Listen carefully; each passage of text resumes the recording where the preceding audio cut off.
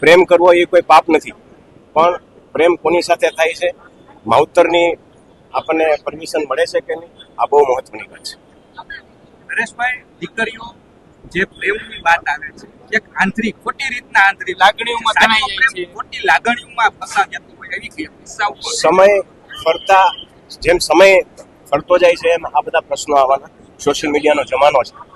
દીકરીઓ કાચી ઉંમરની હોય, ગમે રીતે એટ્રેક્ટ થતી હોય અને આમાં ક્યાંક ક્યાંક ઘણી જગ્યાએ ફસાતી હોય, તો દીકરીઓને પણ મારી આ વખતે આજના દિવસે ખાસ વિનંતી છે અને લાગણી છે કે આમાં બહુ ચકાસી અને ક્યાંય એટ્રેક્ટ થવાની જરૂર નથી.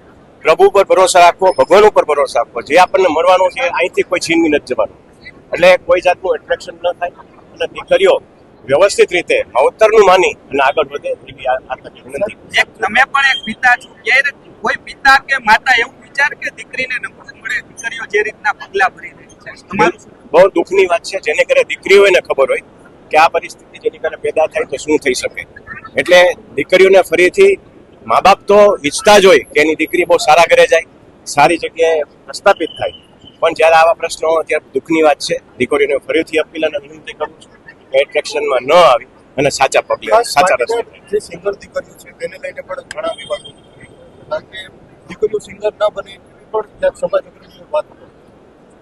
સમાજ અને સોશિયલ મીડિયા ખૂબ મોટા થઈ ગયા છે. દરેક સમાજના આગેવાનો ઘણી બધી વાતો કરે છે. આપણે એક સમાજને લઈને આજે વાત ન કરી, પણ આ એક જે આપણે પ્રશ્ન કર્યો એ દરેક સમાજનો પ્રશ્ન છે.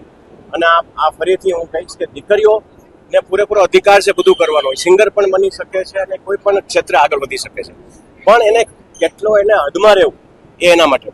એક સિંગર બન્યા પછી એકની જવાબદારી મોટી, કારણ કે એ પ્રેરણા આપતી હોય છે. જો એવું જ કરે તો અન્ય દીકરીઓ પણ ક્યાંક. હું એવું માનીશ કે આ ભારત વર્ષની અંદર સૌથી મોટા ગાયિકા કોઈ હોય તો એ લતા મંગેશકર હતા. એ પણ એક દીકરી જ હતા એક જમાનામાં. લતા મંગેશકરને પ્રેરણા રાખી અને દીકરીઓને આગળ વધી.